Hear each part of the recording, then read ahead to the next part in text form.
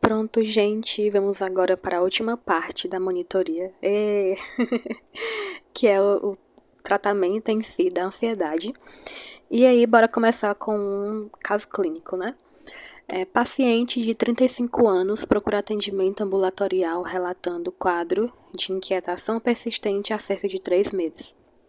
Refere sentir-se constantemente preocupado com situações do cotidiano, mesmo quando não tem motivo aparente.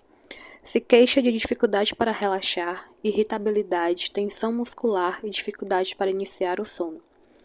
Relata também episódios frequentes de palpitação, sudorese e sensação de aperto no peito, especialmente em momentos de maior estresse no trabalho. Esses sintomas têm prejudicado a sua concentração e o seu desempenho profissional. Então, qual o quadro clínico do paciente? É um quadro bem típico de um quadro de ansiedade mesmo. Então, qual a definição de um indivíduo com ansiedade? Vai consistir justamente de uma preocupação ou esse medo excessivo e que é bastante persistente, geralmente se estende no decorrer dos dias, um período em que o DSM ele coloca como 6 meses ou mais. E vai ocorrer sobre diversos eventos ou atividades. Geralmente é muito difícil de manusear.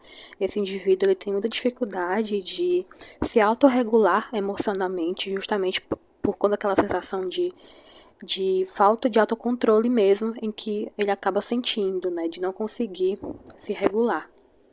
Isso vai causar um sofrimento, não só a nível pessoal, mas a nível social e ocupacional mesmo desse indivíduo. E qual a diferença, né, da ansiedade para o medo em si? É que a ansiedade ela tem muito esse teor, esse receio mesmo antecipatório. Ou seja, mesmo que não haja de fato um perigo iminente para aquele indivíduo que tem um quadro de ansiedade, tudo ganha uma conotação muito maior do que de fato condiz com a realidade, né? Então é algo muito difícil de lidar, de manejar nesses casos. Mas, sabendo agora o que de fato é ansiedade, quais são as opções farmacológicas que a gente tem para lidar, né? A gente tem alguns antidepressivos, alguns benzodiazepínicos, a buspirona e o barbitúrico. Porém, eu falo desde já que o barbitúrico ele de fato não é recomendado, assim. A gente fala dele a nível de conhecimento mesmo, interessante conhecer como que ele funciona, mas ele não é recomendado de maneira alguma. Começando então com os benzodiazepínicos, né? O principal meio de atuação dele é justamente no receptor do GABA-A. Esse receptor, eles são geralmente compostos por diversas porções, onde a gente pode chamar porções alfa, beta e y, em que vai ocorrer essa combinação justamente para gerar esse efeito com relação à ansiedade. E aí, isso vai ocorrer através de um aumento da frequência da abertura do canal de cloro, quando o GABA está presente. Isso vai ocasionar um maior influxo de cloreto, causando essa hiperpolarização, o que vai gerar um efeito sedativo, calmante, que é essencial para esse paciente com ansiedade. Quais são os principais representantes? A gente geralmente separa de acordo com o potencial de ação que esse medicamento tem ao agir no organismo, ou seja, quanto tempo ele vai estar presente no meu organismo. E daí a gente separa em 3 grupos, né? Um grupo de ação curta, que vai de 3 a 8 horas, que geralmente a gente usa o mnemônico, né, TOM, ou seja, triazolam, oxazepam e midazolam. A gente tem de ação longa, que dura entre 1 a 3 dias. A gente tem o diazepam, flurazepam, clorazepato e o clordiazepóxido. E a gente tem uma ação mais intermediária, que dura geralmente entre 10 e 20 horas após a administração desses fármacos, que daí a gente tem o lorazepam, o alprazolam, o temazepam e o estazolam. E como que vai ocorrer a aplicação clínica desses medicamentos, né? Eles possuem também um espectro de atuação bem amplo, tanto em questão de convulsão, como por exemplo diazepam e lorazepam, acho que todo mundo já ouviu falar, né, em um quadro convulsivo de receitar essas medicações para o controle mesmo em um estado de epilepsia, assim como de anestesia, principalmente o midazolam. Ele tem uma ação curta, mas que tem um início bem mais rápido, então ele é bem interessante para quadros de uma ansiedade bem mais aguda, diazepam também. E a gente tem a questão de um quadro ansioso, né? E daí a gente pode citar lorazepam, clonazepam e outras mais. Mas quais são as reações adversas que esse medicamento tem, né? Como são medicações que estão tratando um quadro de ansiedade, então, por definição e até mesmo por um certo tipo de lógica, a gente pode pensar que esses medicamentos vão causar sensações opostas a um paciente ansioso. Então, eu acho que é uma boa maneira de você memorizar. Ou seja, se o paciente é ansioso, ele fica bem mais agitado, fica bem mais hiperfocado, muito mais atento. Quando eu administro um benzodiazepínico, ele vai dar o efeito oposto a isso. Ou seja, uma sensação de sonolência, de tontura, até mesmo de ataxia também, né, que é essa falta de coordenação motora.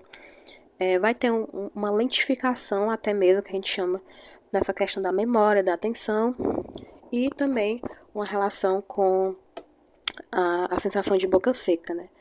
Para que ele é contraindicado, né? Quem é o público na qual esses medicamentos são contraindicados? Principalmente gestantes, mães que amamentam, certo? E glaucoma, tipo, são as principais contraindicações, né? Uma medicação que é muito interessante e que é bem importante, então prestem atenção nela, é o flumazenil, né? Porque ele vai ser justamente um antagonista do benzodiazepínico. Digamos que, por exemplo, um paciente faz, né, o uso de benzodiazepínico regularmente, trata um quadro de ansiedade e nisso, em algum dia, ele tomou medicação a mais ou tomou a dosagem medicamentosa de uma maneira incorreta, né, de uma maneira equivocada. O flumazenil, ele é um antagonista do benzodiazepínico, então ele vai ter um efeito oposto. Ou seja, em quadros geralmente que o paciente tem um aumento do consumo desse tipo de medicamento, o flumazenil ele vai ajudar a justamente reverter o efeito do benzodiazepínico, principalmente esse efeito sedativo, né, de sonolência, de tontura. Então, o flumazenil, tenham isso em mente, ele é um antagonista do benzodiazepínico, justamente para ajudar a reverter esses quadros em que o paciente fica mais anestesiado, né, por assim dizer, em um caso de superdosagem. E aí aqui a gente tem, né, mais um quadro clínico. Dona Maria, 69 anos, polimedicamentosa, relata persistente ansiedade porque a sua neta vai se mudar de moradia e vai deixá-la morando sozinha. Apresenta muitas preocupações, mesmo com a neta alegando que irá morar perto. Se preocupa bastante porque já sofreu uma queda que fraturou o braço e tem muito receio de cair e morrer. Relata que dorme bem, mas durante o dia fica agitada e não consegue fazer os seus afazeres direito. Quais das seguintes medicações se adequariam melhor? Aí bora lá por partes, né? A primeira delas, a fluoxetina.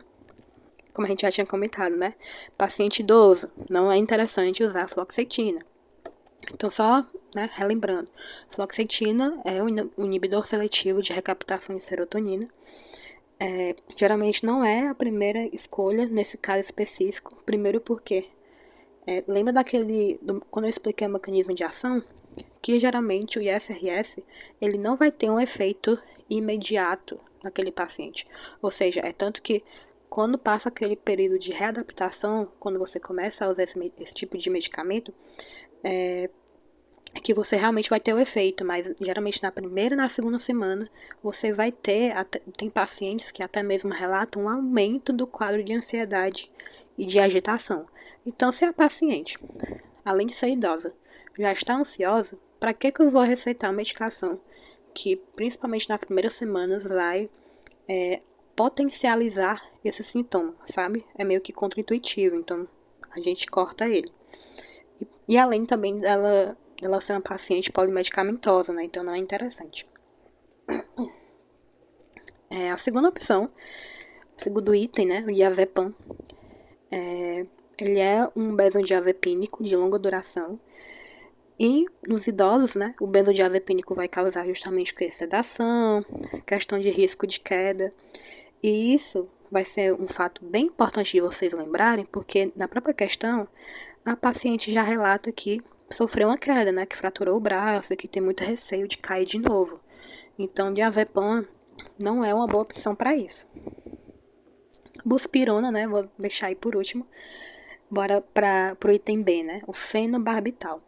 O fenobarbital, ele é um barbitúrico. Ele é principalmente indicado para casos como um anticonvulsinante. E aí ele vai causar uma sedação muito intensa também, pode causar confusão, queda. Então ele não é indicado. Só o fato dele ser um barbitúrico, por si só, lembra que eu falei no início, barbitúrico geralmente não é indicado, certo? Então a gente fica com a buspirona, que é um ansiolítico, né, não benzodiazepínico. Ele vai ajudar justamente nesses quadros de ansiedade generalizada. E agora entrando, né, nesse antiquerido que eu tinha comentado, que são os barbitúricos, que eles geralmente são sempre substituídos, né, por outras medicações, justamente por conta do efeito que ele pode causar no paciente. Ele vai se ligar justamente no receptor GABA, potencializando nessa interligação, e vai bloquear o receptor de glutamato, né? Então ele é mais usado como anticonvulsivante mesmo, fenobarbital, em convulsão tônico-clônica, mas além disso também pode deprimir o desenvolvimento cognitivo em crianças e em adulto, então é por isso que ele não é recomendado. Aí efeito adverso, né, desse tipo de medicação. Dependência física, pode causar questão de ansiedade, náusea, convulsão, delírio, parada cardíaca, depressão cardiorrespiratória e sonolência. E não é recomendado para o idoso justamente também por essa questão do risco de queda. E aí aqui foram as referências, tanto o Hangdale como o de psicofarmacologia, mas eu usei principalmente o de psicofarmacologia, certo? Lá, basicamente, tudo que eu falei aqui tem lá. Então, se você... Eu sei que tem gente que geralmente gosta mais de estudar por livro, né? É uma ótima opção. E qualquer coisa podem falar, chamar e tal. E é isso, obrigada.